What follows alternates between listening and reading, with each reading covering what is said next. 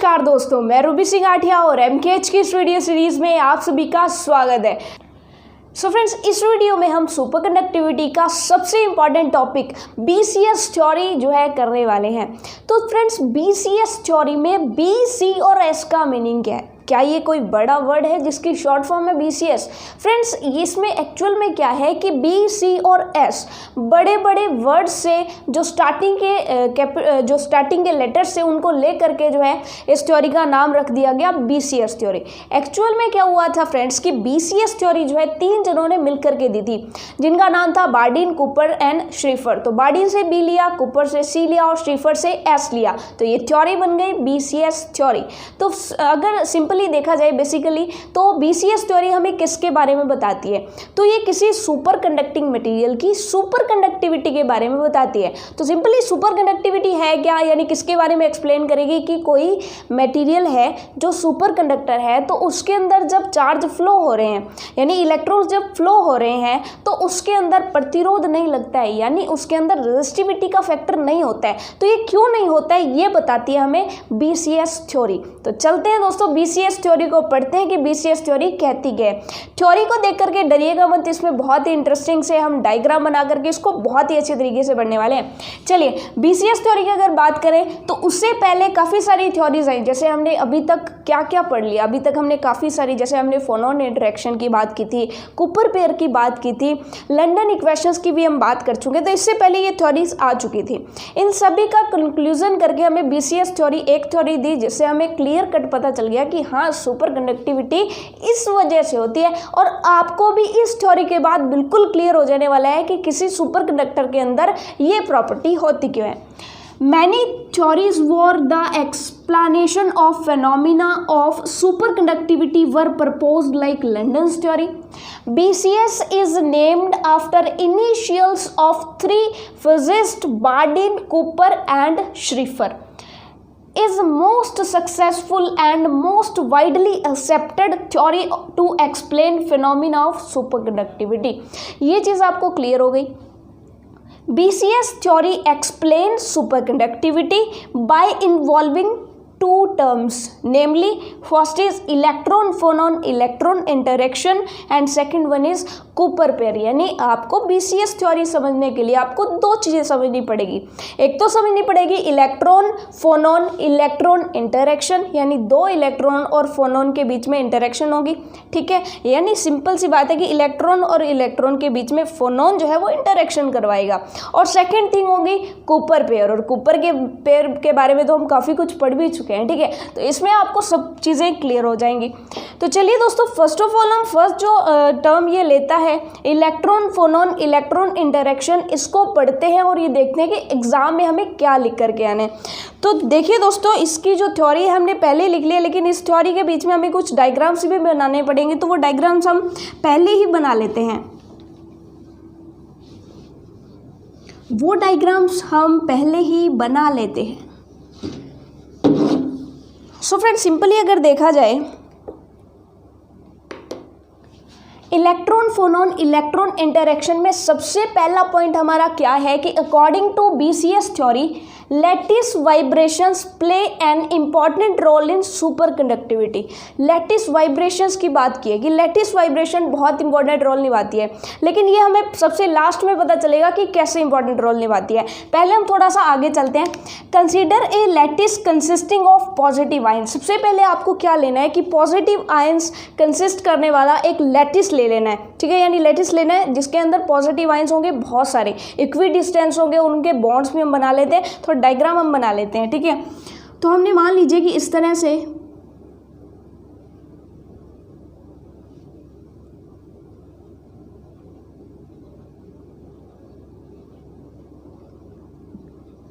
एक लैटिस ले लिया है, जिसके अंदर हमने क्या शो किया है, पॉजिटिव आयंस शो किए हैं।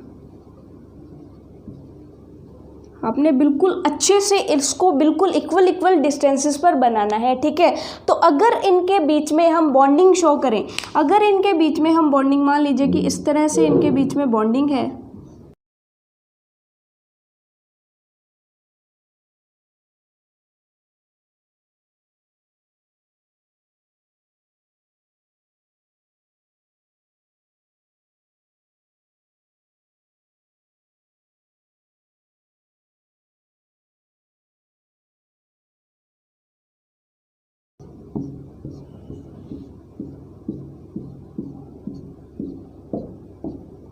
तो चलिए दोस्तों, ये हमने ले लिया एक क्रिस्टल जिसके अंदर क्या है, पॉजिटिव आयंस हैं। तो आपको क्या करना है कि जब भी आप सेकंड पॉइंट लिखेंगे consider a lattice consisting of positive ions, तो आपको फिगर 1 यहाँ पर बनानी है। यानी इस थ्योरी से पहले ये डायग्राम आपको बनाना है। ये चीज़ आप समझ गए तो आपको मैं यहाँ पर लिख दूँ कि यहाँ पर आएगी फिगर 1।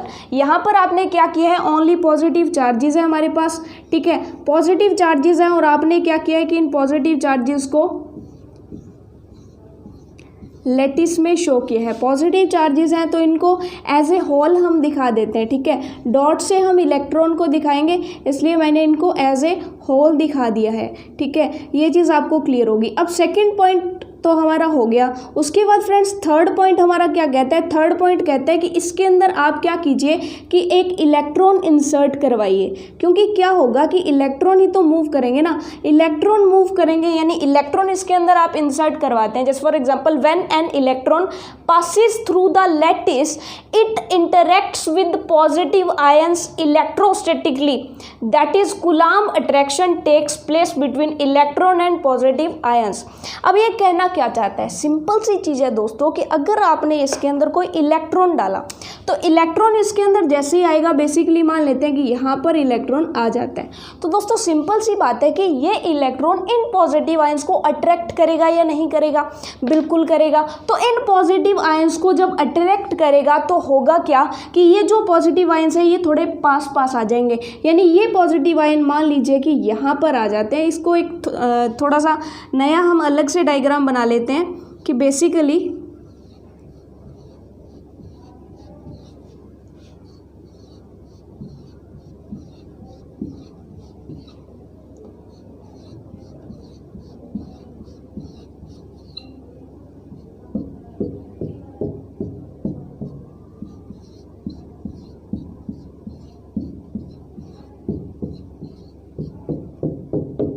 ठीक है, इस तरह का डायग्राम हम देखते हैं। तो अगर यहाँ पर हमने इलेक्ट्रॉन डाला तो ये जो पॉजिटिव आयंस होंगे,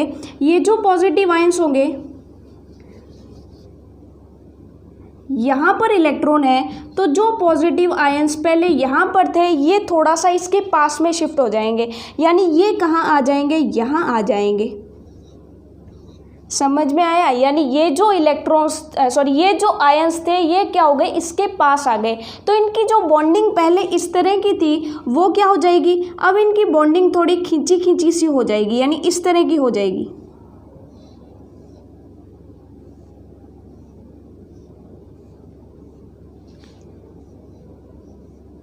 अब देखिए डायग्राम आपको साफ समझ में आएगा। यानी पहले क्या हुआ था, पहले हमारा सिंपल लैटिस था जिसमें ओनली क्या थे, पॉजिटिव आयंस थे। जैसे ही इसके अंदर इलेक्ट्रॉन आता है, जैसे ही इसके अंदर एक इलेक्ट्रॉन आया, वैसे ही क्या हुआ कि इस इलेक्ट्रॉन ने इन पॉजिटिव आयंस को अट्रैक्ट किया। जैसे ही इन पॉजिटिव आयंस को ये अट्रैक्ट करेगा, इनके बीच में कोलम्बियन फोर्स लगेगा, ये अट्रैक्ट करेंगे। जैसे ही अट्रैक्ट करेंगे वैसे ही हमारा जो लैटिस है वो क्या हो जाएगा दोस्तों, डिस्टॉर्टेड हो जाएगा। यानी एक्चुअल में ये जो हमारा ये पॉइंट है ये यहाँ पर काम करेगा। When an electron passes through the lattice, it interact with positive ions electrostatically, that is Coulomb attraction takes place between electron and positive ion. As a result lattice get distorted। अब lattice distort हो गया हमारा। The region of high positive charge created, region of high positive charge created, यानी positive charge का region create हो जाएगा कहाँ पर, इस इलेक्ट्रॉन के आसपास। ये चीज़ आपको समझ आई। दस फोनॉन इज क्रिएटेड। अब यहाँ पे नया कंसेप्ट आता है फोनोन, क्योंकि यहाँ पे क्या होता है कि एक्चुअल में कई बुक्स में मैंने देखा है कि फोनोन को ऐसे समझा रखा है कि ये जो पॉजिटिव आयंस की डेंसिटी है ना, इसी को आप फोनोन मान लीजिए। एक्चुअल में इसको भी हम फोनोन मान सकते हैं। एक्चुअल में फोनोन का मतलब क्या होता है फ्रेंड्स, कि जो एनर्जी वेव्स होती हैं उनमें अगर कोई भी डिस्टॉर्शन आ जाता है, अगर उसमें थोड़ी सा भी डिस्टॉर्शन आ जाता है किसी भी चीज़ में, तो वहाँ पर उस डिस्टर्बेंस को ही हम फोनोन बोलते हैं। यानी यहाँ पे अगर डिस्टर्बेंस क्रिएट हुई है तो हम ये कह सकते हैं कि वहाँ पर फोनोन क्रिएट हो गया। अब ये फोनोन क्रिएट किसने किया, इस इलेक्ट्रॉन ने किया। तो हम ये कहेंगे कि फोनोन जो है एमिट हुआ इस इलेक्ट्रॉन से। एक्चुअल में कोई पार्टिकल एमिट नहीं हुआ, एक्चुअल में डिस्टर्बेंस क्रिएट की इसने। तो इसका मतलब है कि इसने फोनोन क्रिएट किया यानी फोनोन एमिट किया। ठीक है, आप इस बात को ध्यान से देखिएगा कि फोनोन कोई पार्टिकल नहीं है, ये ओनली एनर्जी डिस्टर्बेंस है। ये हम पहले भी बात कर चुके हैं फोनोन के बारे में। ठीक है, तो ये जो इलेक्ट्रॉन है ये फोनोन एमिट करेगा। एमिट करने का मतलब क्या है कि ये डिस्टर्बेंस क्रिएट करेगा। किस में? पॉजिटिव आयंस में। आपको दिख रहा है कि यहाँ पर जो लैटिस था वो बिल्कुल सही था, लेकिन यहाँ पे लैटिस डिस्टॉर्टेड हो गया। ठीक है, लेकिन इससे होगा क्या? इससे क्या होगा दोस्तों? कूपर पेयर बनेगा। कूपर पेयर कैसे बनेगा? इलेक्ट्रॉन फोनोन इलेक्ट्रॉन इंटरेक्शन होगी। इलेक्ट्रॉन भी हमने ले लिया, फोनोन भी हमारा बन गया, तो हमें एक और इलेक्ट्रॉन चाहिए जिसके साथ फोनोन हमारा इंटरेक्ट करेगा। तो इसके लिए दोस्तों क्या करते हैं कि एक और इलेक्ट्रॉन यहाँ पे चला जाता है। एक और इलेक्ट्रॉन जैसे जाता है, अब इसको समझ लीजिए, डायग्राम हम बना लेंगे। ठीक है, थ्योरी भी उसके बाद हम लिख लेंगे। ठीक है, पहले आप समझ लीजिए कि जैसे ही नया इलेक्ट्रॉन यहाँ पर जाता है तो ये जो इलेक्ट्रॉन के आसपास जो पॉजिटिव चार्ज डेंसिटी है, यहाँ पर ज़्यादा पॉजिटिव चार्ज है, तो क्या ये पॉजिटिव चार्ज इस इलेक्ट्रॉन को अट्रैक्ट करेगा या नहीं करेगा? करेगा। अब यहाँ पे क्या होता है कि इलेक्ट्रॉन और इलेक्ट्रॉन के बीच में रिपल्सिव फोर्स भी लगेगा या नहीं लगेगा? लगेगा। यानी यहाँ से यहाँ तक रिपल्सिव फोर्स भी लग रहा है और अट्रैक्टिव फोर्स भी लग रहा है इस पॉजिटिव चार्ज की वजह से। अब थोड़ा सा देखो कि पॉजिटिव चार्ज कितने सारे हैं, 1 2 3 4, और नेगेटिव चार्ज कितना है? ओनली 1। तो आप बताओ कि वहाँ पर पॉजिटिव यानी अट्रैक्टिव फोर्स ज़्यादा जो है काम करेगा या रिपल्सिव फोर्स ज़्यादा काम करेगा? सिंपल सी बात है, अट्रैक्टिव फोर्स। तो इसका मतलब ये है कि इस इलेक्ट्रॉन के साथ ये पॉजिटिव जुड़ा रहेगा और इस पॉजिटिव के साथ ये इलेक्ट्रॉन जुड़ा रहेगा। यानी ये दोनों इलेक्ट्रॉन्स रिपल्शन की बजाय क्या करेंगे? अट्रैक्ट करेंगे एक दूसरे को। एक्चुअल में इलेक्ट्रॉन अट्रैक्ट नहीं कर रहे, इलेक्ट्रॉन्स के द्वारा जो पॉजिटिव चार्ज डेंसिटी क्रिएट हो रही है वो दूसरे इलेक्ट्रॉन को अट्रैक्ट करिए। ऐसे ही इस इलेक्ट्रॉन के चारों ओर भी पॉजिटिव चार्ज डेंसिटी बनेगी। ठीक है, इस इलेक्ट्रॉन के चारों ओर भी पॉजिटिव चार्ज डेंसिटी बनेगी और वो पॉजिटिव चार्ज डेंसिटी इस इलेक्ट्रॉन को अट्रैक्ट करेगी। ये चीज़ समझ आई? ठीक है, तो अब आपके माइंड में ये क्वेश्चन आ रहा होगा कि ये दोनों इलेक्ट्रॉन्स ने क्या किया कि इसने फोनोन एमिट किए, इसने फोनोन जो है एक्सेप्ट कर लिया। इसका मतलब इलेक्ट्रॉन और इलेक्ट्रॉन के बीच में किसका लेन देन हुआ? फोनोन का लेन देन हुआ। यानी यही है हमारी इलेक्ट्रॉन फोनोन इलेक्ट्रॉन इंटरेक्शन। अब आपके माइंड में ये क्वेश्चन आएगा कि सिर्फ इन्हीं 2 इलेक्ट्रॉन्स ने क्यों की?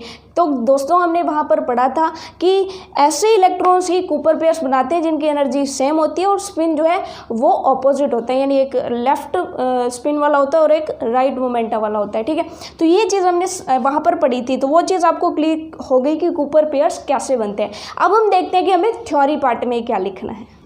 तो फ्रेंड्स ये डायग्राम आप अच्छे से बना लेंगे। यहाँ से ऊपर जो है मतलब ये दोनों अलग अलग डायग्राम है, इससे ऊपर और इससे नीचे। ठीक है, तो इलेक्ट्रॉन और इलेक्ट्रॉन के बीच में इंटरेक्शन हो रही है, तो इसको थ्योरेटिकल वे में कैसे लिखेंगे? When another electron enter the lattice it will be attracted by the region of high positive ion density that is phonon. तो हमने क्या माना है कि जो हाई पॉजिटिव आयन डेंसिटी है उसी को एक बार के लिए फोनोन मान लेना है, क्योंकि उसी से तो एनर्जी में डिस्टॉर्शन आएगा।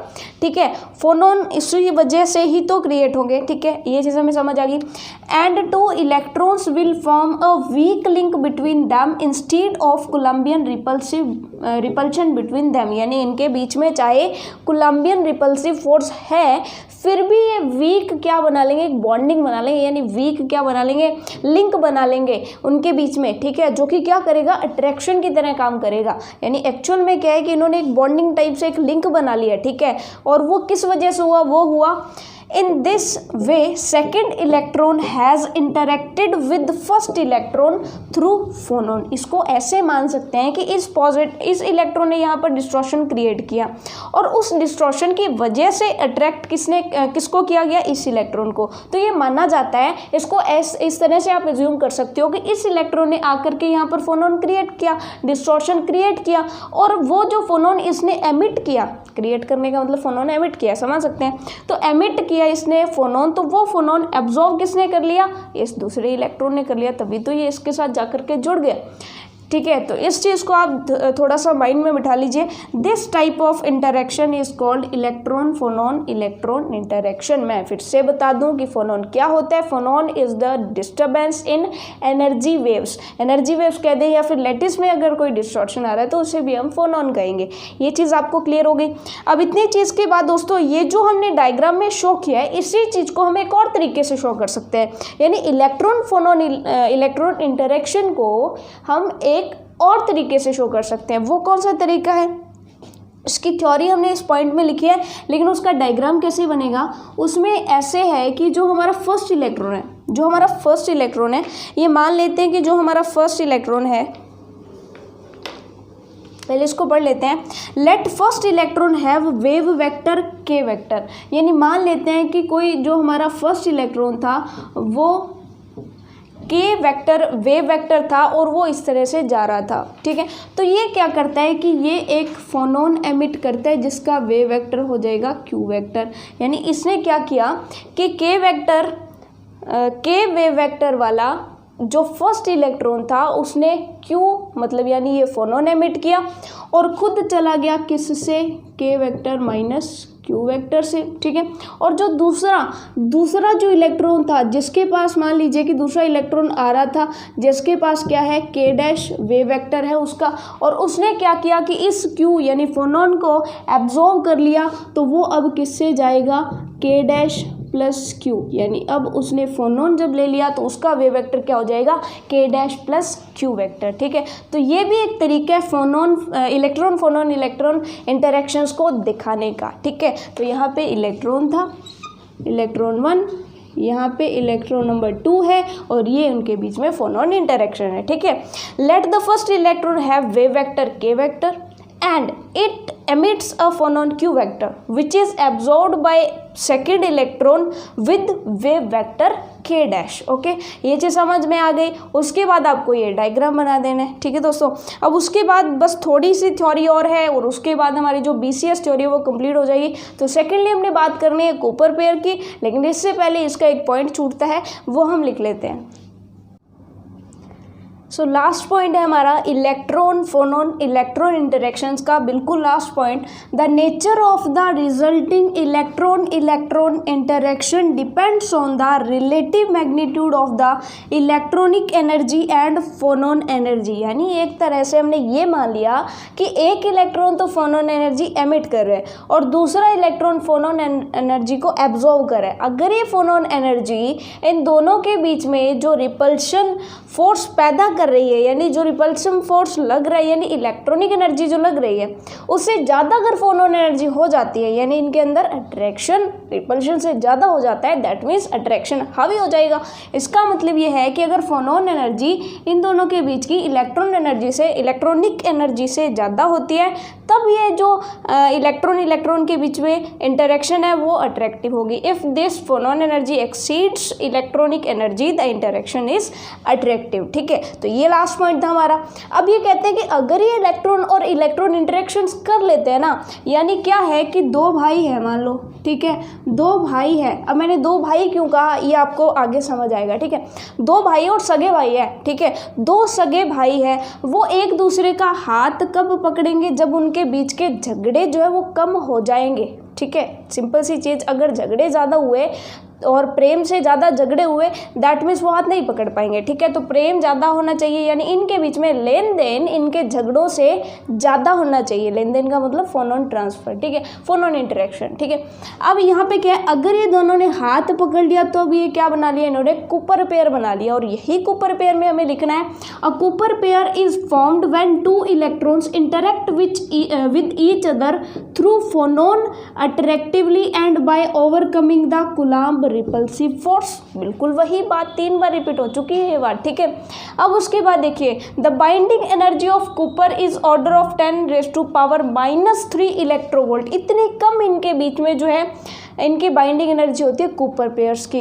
अब देखिए कूपर पेयर जो है वो स्कैटरिंग नहीं करते, लो टेम्परेचर पर। अगर हाई टेम्परेचर होगा तो ये स्कैटरिंग करेंगे। तो स्कैटरिंग का मतलब क्या है कि कोई जो आयन है वो इनके साथ टक्कर मारे और ये दोनों एक दूसरे का हाथ छोड़ करके इधर उधर चले जाएं, ठीक है।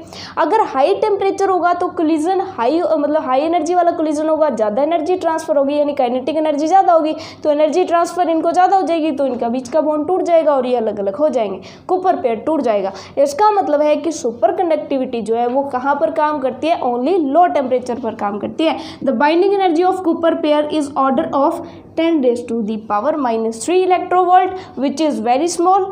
Thus superconductivity is low temperature phenomena। ये चीज़ हमें समझ आई।